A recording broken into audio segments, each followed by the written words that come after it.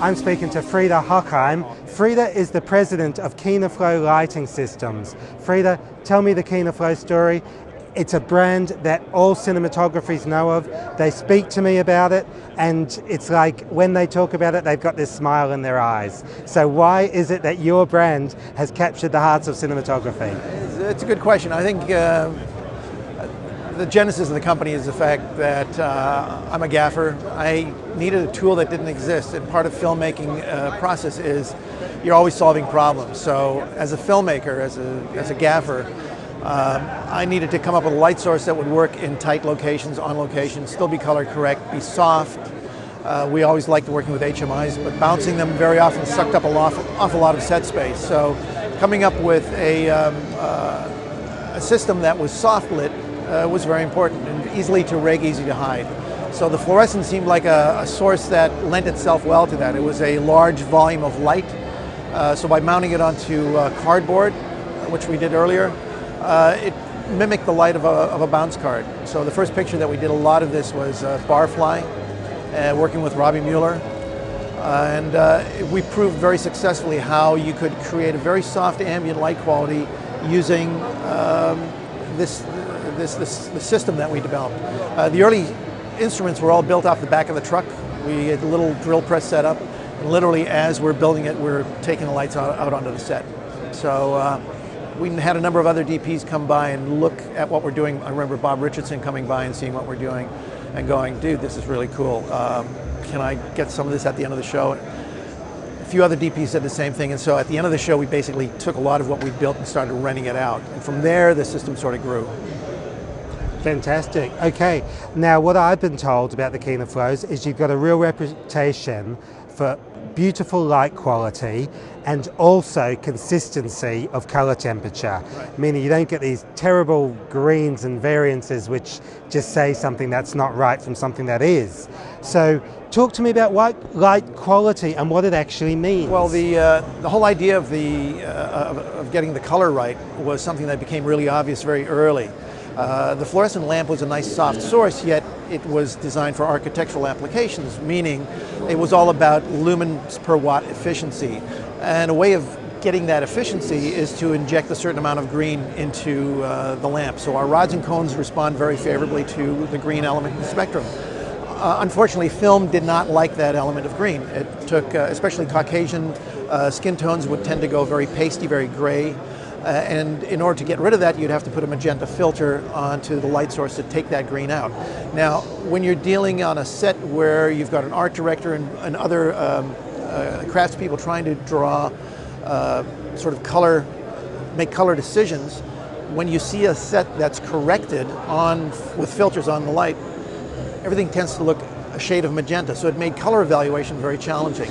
So the idea now is, well, how do we get rid of this green? And it meant having to go back and actually reformulate the lamps such that they were color correct for the camera or for the film. And with the help of Kodak,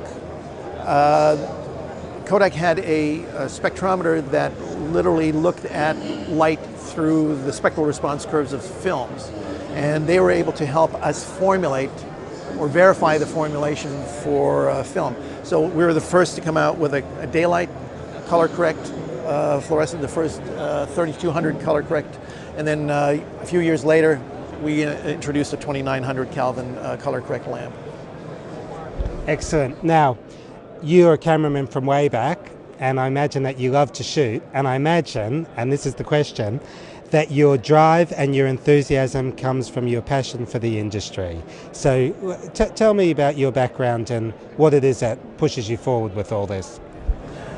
I started very early in imaging, let's say. I mean, growing up in Winnipeg, Canada, the closest thing to film was the local CBC, and right out of high school I applied for a job, and they went, okay, Sparky, we'll put you in the mailroom. I took it.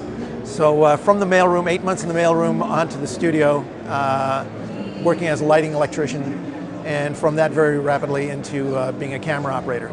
Then film school, studied film history, studied filmmaking, and moved into the professional field. Being a film student, you don't get a shot at being a cinematographer right away, so I felt it was really important to understand light. I've studied photography, I've studied filmmaking. Yes. I love all aspects of that.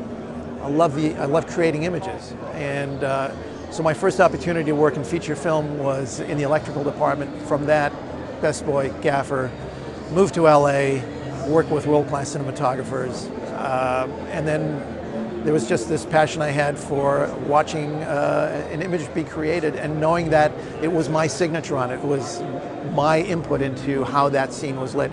And that was a great thrill.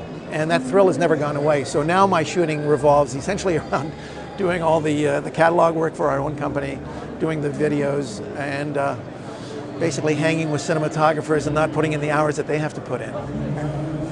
I understand. Now, your involvement with the development of Kino Flo, I know that on your badge it says that you're president of Kino Flo Lighting Systems. What is your hands-on involvement? What do you do? Do you design the lights? Do you test them? Do you put them together? What's your team like? I'm trying to work out how it comes together. Yeah, a lot of my time is now used in the research and development side. When you consider the industry right now, the state it's in, it's the first time in well over 100 years that we're undergoing such a massive technological transformation. So for us, it's important now to try and understand, first of all, what is the new the target for the electronic camera? What are the color targets? In the past, in the film days, Kodak, Fuji would give us their spectral response curves. We knew what the film was responding to. We knew what the film could see, and that helped us formulate lights that would really optimize the performance of those film stocks. Now we're in the electronic world, and that's the kind of information, really critical information, which is no longer available to the industry, not just to myself, but to all of the other manufacturers. The camera companies will not divulge their spectral response curves. So a lot of my time now is spent in trying to understand that. So we've developed software and done camera analysis where we've profiled the cameras, we've looked at their spectral response curves, and we now understand what our actual target is. So moving forward from that, it's taking this new technology that is rapidly evolving and trying to tailor it to perform optimally on cameras. Remember now that the cameras now has to be considered the new film stock. And how many new film stocks are there? Oh my God. Not only that, it's a moving target. So this is one of the most challenging times, I think, in imaging history for manufacturers, trying to come up with really the perfect light source for a technology that, first of all, nobody fully understands what the color targets have to be. Very challenging. So for me, this is my point of excitement. This is where I really get my thrills, and coming up with those solutions. Where do you see developments in lighting going over the next number of years, considering what we've seen over the last few years, which has been staggering? And you may not want to say too much because you're one of the key developers, but maybe give us a little bit of an inkling as to what's going on inside your head. I think the industry is evolving very rapidly, and where it's going to end up is sort of anybody's guess at this point. There are a lot of emerging technologies. The LED right now is the soup du jour. That may very rapidly be surpassed by other technologies. We're reading now about laser technology that is in the form that can actually be harnessed for doing large surface illumination.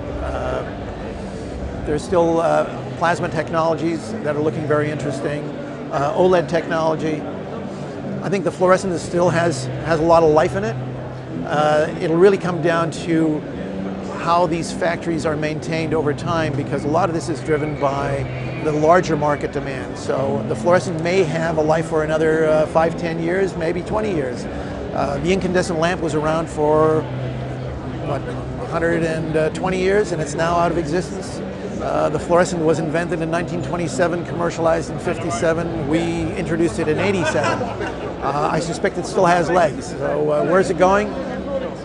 We'll just keep focusing on the new emerging technologies, and still we need to understand what the target is before we can actually hone in on the perfect solution. We've tried to hit color points that are appropriate for the technology at hand, and we try to come up with tools that are relevant to the industry. As a gaffer, everything I design is from my perspective and my associate's perspective. Both of us are from the industry, and that may set us apart from other companies who are maybe coming from a strictly technical background. But everything that we do sort of has to pass our our test of how we'd actually want to work with this on the set. So what we see here is really the tools as I would use them and as a lot of my colleagues in the industry would use them. So I welcome you to check it out and enjoy. Frida, thank you so much. Fantastic. All right, cheers.